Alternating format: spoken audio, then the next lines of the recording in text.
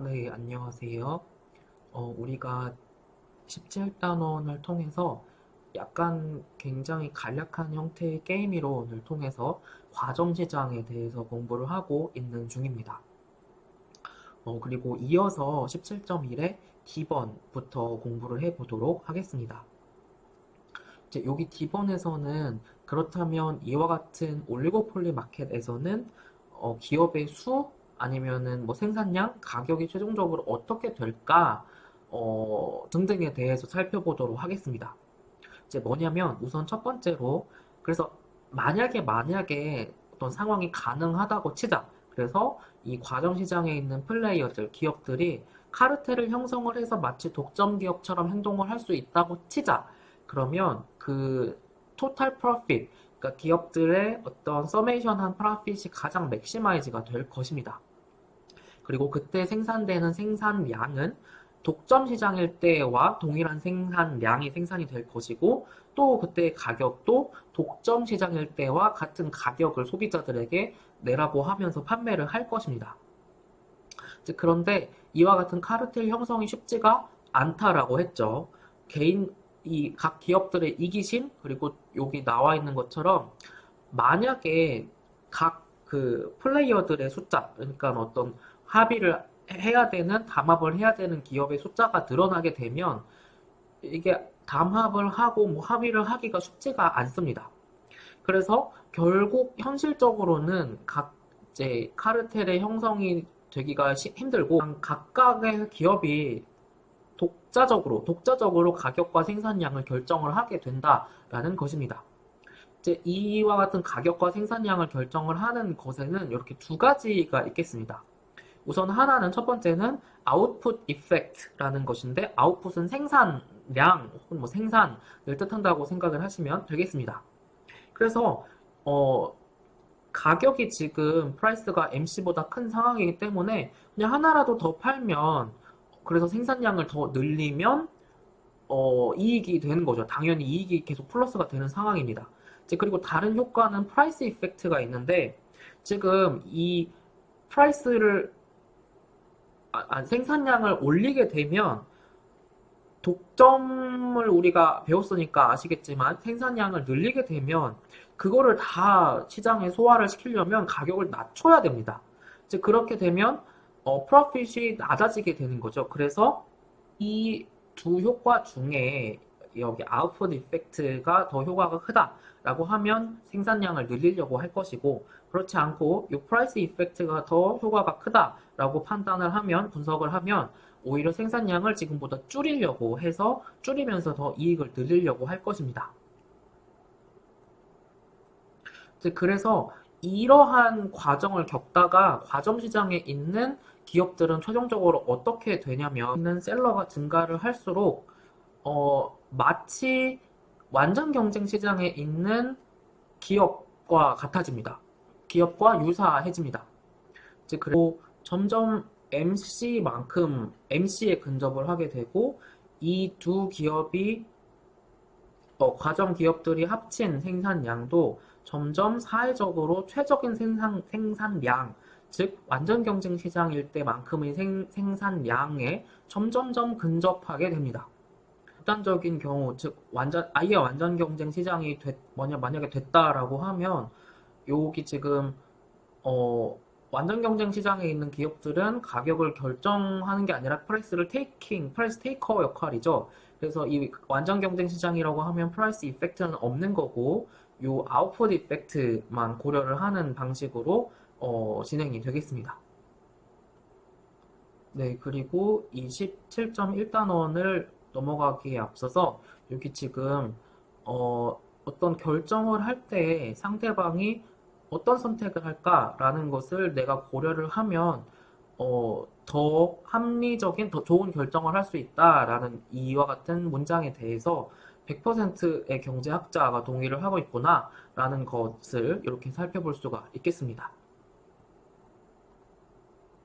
네, 그리고 우리가 이제 드디어 17.2 부분을 통해서 그 게임 이론의 대표적이라고 할 수 있는 요 사례라고 할 수 있는 죄수의 딜레마 부분을 한번 살펴보도록 하겠습니다.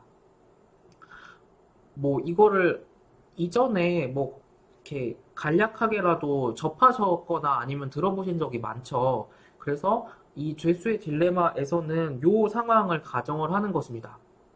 이제 두 명의 죄수가 지금 경찰한테 잡혀서 들어왔습니다.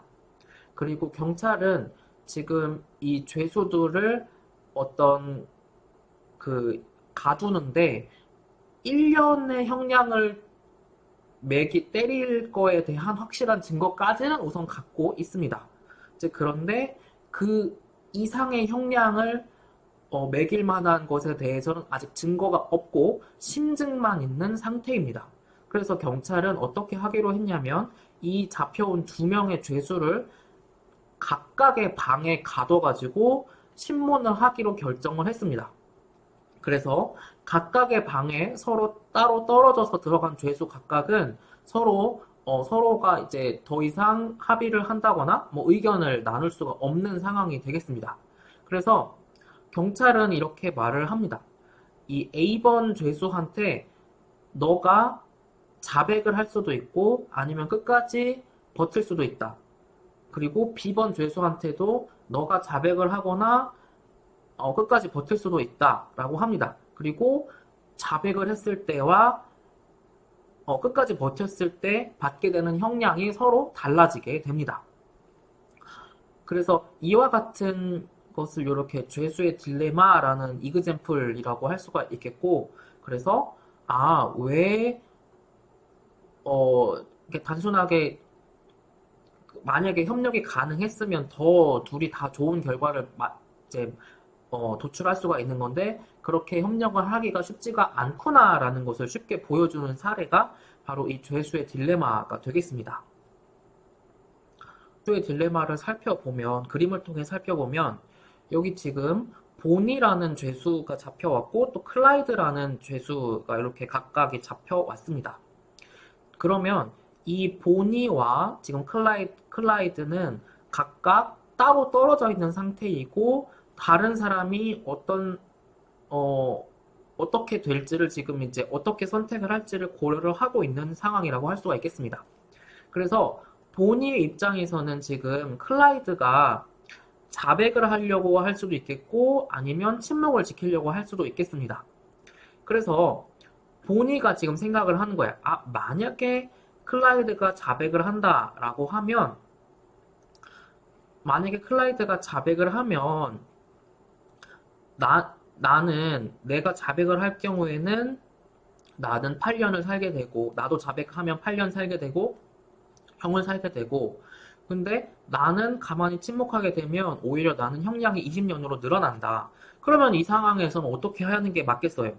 당연히 그 보니도 자백을 하려고 하겠죠. 그리고 만약에 클라이드가 이렇게 침묵을 지키기로 했다고 하자. 그러면 근데 나는 자백을 해.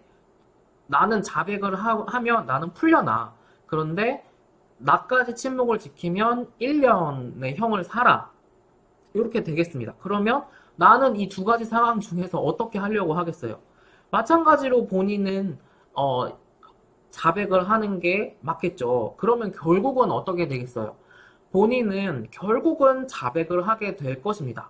그리고 마찬가지로 반대편에서 이제 클라이드도 생각을 해보면 마찬가지로 클라이드도 보니가 자백을 했을 때와 이제 remain silent를 하기로 했을 때를 각각을 판단을 해보면 클라이드도 자백을 하는 선택을 하게 될 것이라는 것입니다. 그래서 이렇게 두 명 다 자백, 자백이라는 선택을 하게 되는 것이 이렇게 도미넌트한 스트래터지라고 이야기를 합니다.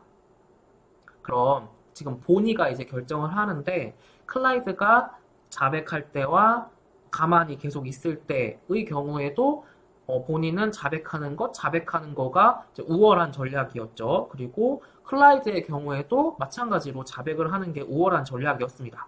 그러니까 다른 사람의 전략과 관계없이 내가 요 도미넌트 스트래터지라고 할 수가 있겠습니다. 그래서 결국은 어떻게 되겠어요?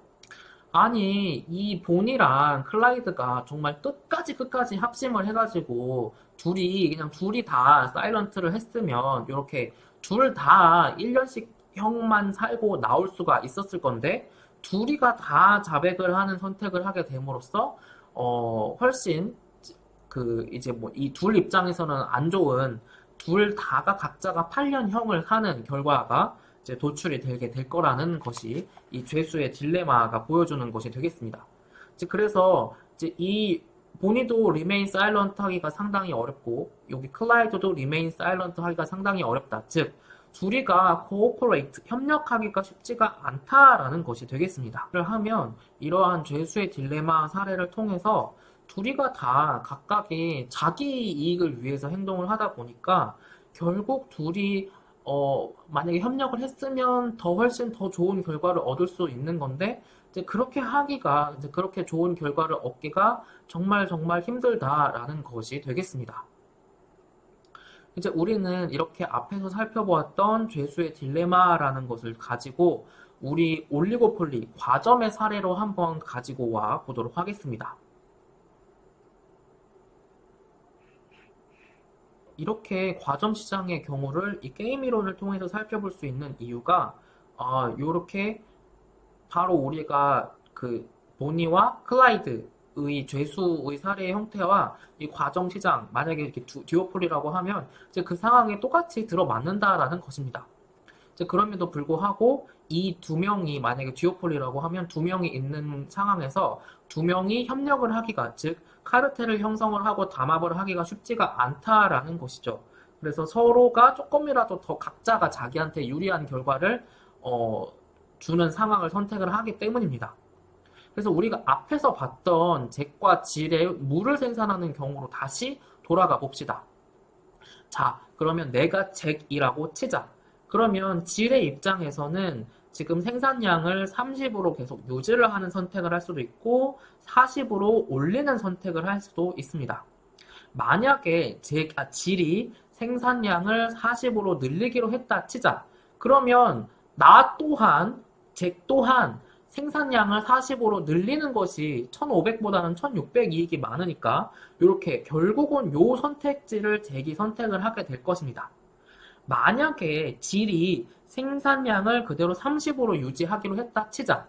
그러면 잭도 30으로 유지했을 때는 이익이 1800인데 40으로 늘리면 이익이 2000으로 늘어납니다. 그러면 또 이 상황에서 잭은 어떤 선택을 할까?